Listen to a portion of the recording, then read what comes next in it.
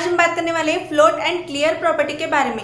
Float and clear property क्या होती है, इसे कब और कैसे यूज करना होता है, ये आज हम इस वीडियो में देखेंगे। So now let's get started. अगर हमें एलिमेंट की पोजीशन एंड फॉर्मेटिंग एडजस्ट करनी हो तो फ्लोट प्रॉपर्टी का यूज़ करना होता है। फ्लोट प्रॉपर्टी से हम एलिमेंट को लेफ़्ट या राइट प्लेस कर सकते हैं। उसके लिए फ्लोट प्रॉपर्टी में लेफ़्ट एंड राइट ये दो प्री डिफाइंड वैल्यूज़ होती है। तो अब हम इसे प्रैक्टिकली यूज़ करके देखेंगे। यहाँ पर हमारे पास एक मेन ड्यू है, उसको हमने क्लास नेम कंटेनर सेट किया है एंड इस कंटेनर में हमारे पास दो बॉक्सेस हैं, बॉक्स 1 एंड बॉक्स 2 एंड दोनों बॉक्स में हमारे पास पैराग्राफ है एंड यहाँ पर उसके लिए CSS लगाई है। कंटेनर को width, border, margin, padding set की है एंड दोनों ड्यू के लिए मार्जिन बॉटम सेट की है एंड यहाँ पर दोनों बॉक्स को border, background colour and width set की है। तो देखो अभी हमारे बॉक्सेस ऐसे दिख रहे हैं। तो अब अगर हम बॉक्स 1 को फ्लोट लेफ्ट देंगे तो देखो बॉक्स 1 लेफ्ट साइड में ही फ्लोट हो रहा है।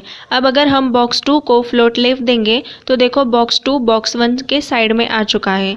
बट यहाँ पर देखो हमने जो कंटेनर को बॉर्डर लगाई थी तो वो ऊपर चली गई एंड दोनों बॉक्सेस कंटेनर के बाहर दिख रहे हैं। तो इस प्रॉब्लम को सॉल्व करने के लिए हमें यहाँ पर कंटेनर क्लास में ओवरफ्लो एटो देना होगा। तो देखो अब दोनों बॉक्सेस कंटेनर के अंदर दिख रहे हैं जैसे कि पहले दिख रहे थे। तो अब अगर हम बॉक्स 2 को फ्लोट राइट देंगे तो देखो बॉक्स 2 राइट साइड में फ्लोट हो रहा है। अब हम एक और बॉक्स बना लेते हैं बॉक्स 3 एंड बॉक्स 3 को border, background colour and width set कर देते हैं। तो देखो यहाँ पर बॉक्स 3 बॉक्स 1 एंड बॉक्स 2 के पीछे चला गया, मीन्स बॉक्स 1 एंड बॉक्स 2 ने बॉक्स 3 को ओवरलैप कर दिया। तो इस प्रॉब्लम को सॉल्व करने के लिए क्लियर प्रॉपर्टी का यूज़ करना होता है।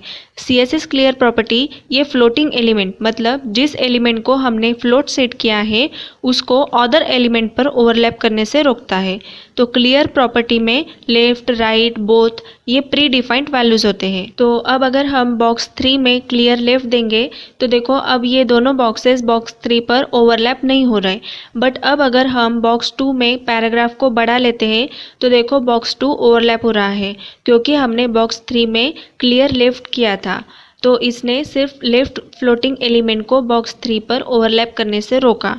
अगर हम क्लियर राइट करेंगे तो सिर्फ राइट फ्लोटिंग एलिमेंट को बॉक्स 3 पर ओवरलैप करने से रोकेगा। अब अगर हम बॉक्स 3 में क्लियर बोथ देंगे तो ये left floating element and right floating element दोनों को ओवरलैप करने से रोकेगा। तो ज़्यादातर क्लियर बोथ ही यूज़ किया जाता है। तो देखो अब बॉक्सेस प्रॉपर दिख रहे हैं। अब सपोज़ हम बॉक्स 1 में एक इमेज लगाते हैं एंड उस इमेज को विड्थ सेट कर देते हैं। तो यहाँ पर हम क्लास बॉक्स 1 को कॉल करेंगे एंड इमेज इस सिलेक्टर के अंदर को विड्थ सेट कर देते हैं। तो देखो अब ये इमेज डिस्प्ले हो रही है एंड उसके नीचे कंटेंट। तो हमें ये कंटेंट उसके साइड में डिस्प्ले करना है। इस सिलेक्टर के अंदर फ्लोट लेफ्ट देंगे तो देखो पैराग्राफ इमेज के साइड में आ चुका है। अब अगर हम फ्लोट राइट यूज़ करेंगे तो देखो इमेज राइट साइड में आ गई एंड लेफ्ट साइड में पैराग्राफ डिस्प्ले हो रहा है। तो इस तरह हम float and clear property use कर सकते हैं। आई होप आपको ये वीडियो हेल्पफुल रहा होगा। वीडियो अच्छा लगा हो तो वीडियो को लाइक, शेयर एंड चैनल को सब्सक्राइब करना मत भूलिए एंड ऐसे ही लेटेस्ट वीडियो के लिए बेल नोटिफिकेशन को क्लिक कीजिए। एंड अगर आपने अभी तक CSS ट्यूटोरियल की प्लेलिस्ट चेकआउट नहीं की होगी तो link I button and description box में है, आप वहां से जाके सारे वीडियो स्टेप बाय स्टेप देख सकते हो। एंड अगर आपको कोई भी डाउट हो तो कमेंट सेक्शन में ज़रूर शेयर कीजिए। तो मिलते हैं नेक्स्ट वीडियो में, टिल देन बाय।